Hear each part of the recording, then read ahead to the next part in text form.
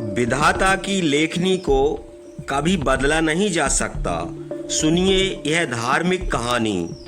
अर्जुन के पुत्र अभिमन्यु थे और उनके पुत्र राजा परीक्षित थे। राजा परीक्षित के बाद उनके पुत्र जन्मेजय राजा बने। उन्हें अपने आप पर बहुत अहंकार था।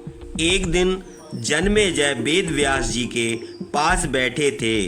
बातों ही बातों में जन्मेजय ने कुछ नाराजगी से वेद व्यास जी से कहा, जहाँ आप समर्थ थे, स्वयं भगवान श्री कृष्ण थे, भीष्म पितामह, गुरु द्रोणाचार्य, कुल गुरु कृपाचार्य जी, धर्मराज युधिष्ठिर जैसे महान विभूति उपस्थित थे, उसके पश्चात भी आप सब इतने बड़े महाभारत के युद्ध को होने से नहीं रोक पाए और देखते ही देखते अपार जनधन की हानि हो गई।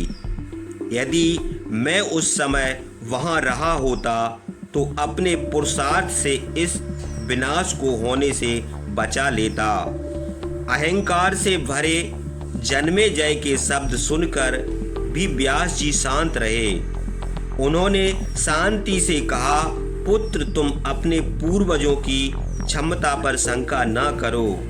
यह विधि द्वारा निश्चित था जो बदला नहीं जा सकता था।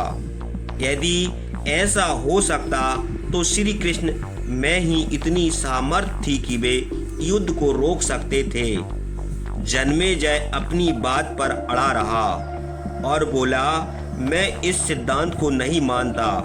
आप तो भविष्य वक्ता हैं, मेरे जीवन की होने वाली किसी होनी को बताइए, मैं उसे रोककर प्रमाणित कर दूंगा कि विधि का विधान निश्चित नहीं होता।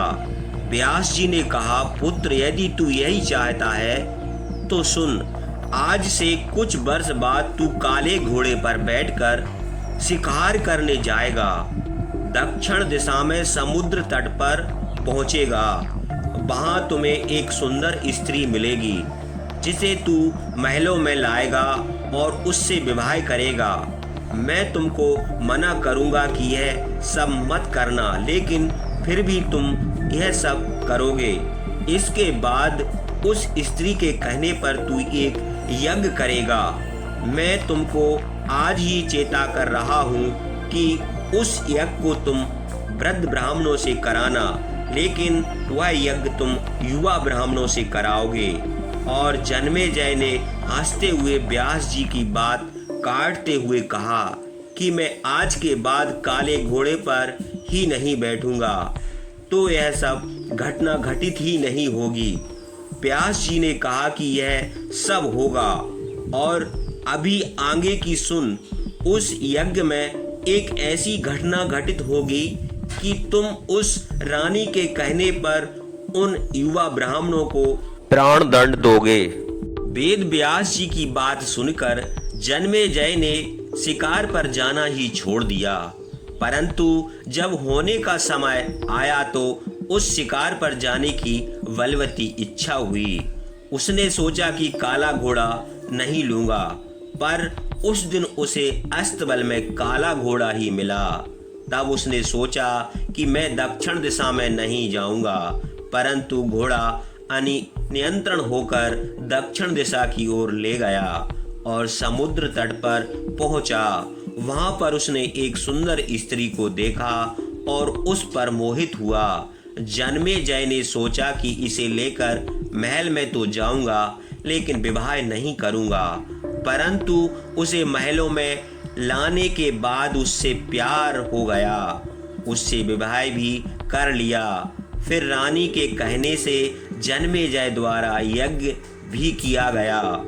उस यज्ञ में युवा ब्राह्मण ही रखे गए। किसी बात पर युवा ब्राह्मण रानी पर हंस पड़े। रानी क्रोधित हो गई और रानी के कहने पर राजा जन्मेजय ने उन्हें प्राण दंड की सजा दे दी। फलस्वरूप उसे कोढ़ हो गया। अब जन्मेजय घबरा गया और तुरंत व्यास जी के पास पहुंचा और उनसे जीवन बचाने के लिए प्रार्थना करने लगा। वेद व्यास जी ने कहा कि एक अंतिम अवसर तेरे प्राण बचाने का और देता हूँ। तुझे महाभारत में हुई घटना का श्रवण कराऊंगा। तुझे श्रद्धा एवं विश्वास के साथ सुनना है। इससे तेरा कोढ़ मिटता जाएगा, परंतु यदि किसी भी प्रसंग पर तूने अविश्वास किया तो मैं महाभारत का प्रसंग रोक दूंगा और फिर भी मैं तेरा जीवन नहीं बचा पाऊंगा। याद रखना, अब तेरे पास यह अंतिम अवसर है। अब तक जन्मेजय को व्यास जी की बातों पर पूरा विश्वास हो चुका था, इसलिए वह पूरी श्रद्धा और विश्वास से कथा श्रवण करने लगा।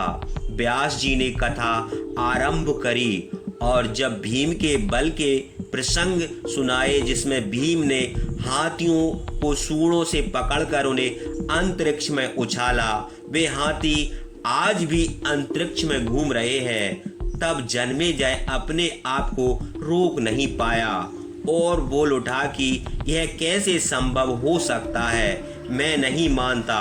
व्यास जी ने महाभारत का प्रसंग रोक दिया और कहा कि पुत्र, मैंने तुझे कितना समझाया कि अविश्वास मत करना, परंतु तुम अपने स्वभाव को नियंत्रण नहीं कर पाए, क्योंकि यह होनी द्वारा निश्चित था। फिर व्यास जी ने अपनी मंत्र शक्ति से आह्वान किया और वे हाथी का आकर्षण शक्ति में आकर नीचे गिरने लगा। तब व्यास जी ने कहा, यह मेरी बात का प्रमाण है। जितनी मात्रा में जन्मेजय ने श्रद्धा विश्वास से कथा श्रवण की, उतनी मात्रा में वह उस कुष्ठ रोग से मुक्त हुआ, परंतु एक बिंदु रह गया और वही उसकी मृत्यु का कारण बना। पहले बनती है तकदीर, फिर बनते हैं शरीर। कर्म हमारे हाथ में है, लेकिन उसका फल हमारे हाथों में नहीं है। गीता के 11वें अध्याय के 33वां श्लोक में श्री कृष्ण ने अर्जुन से कहते हैं, उठ खड़े हो और अपने कार्य द्वारा यश प्राप्त करो, जिसके बारे में तू चिंतित हो रहा है। यह सब तो मेरे द्वारा पहले ही मारे जा चुके हैं, तू तो केवल निमित्त बना है, उन्हीं को टाला नहीं जा सकता। लेकिन नेक कर्म व ईश्वर नाम जप करने से उससे हानि कम होती है। तो यह थी हमारी आज की वीडियो। अगर आपको वीडियो अच्छी लगी हो तो ज़रूर लाइक करें, चैनल को सब्सक्राइब करें, वीडियो को शेयर करें। जय श्री कृष्ण।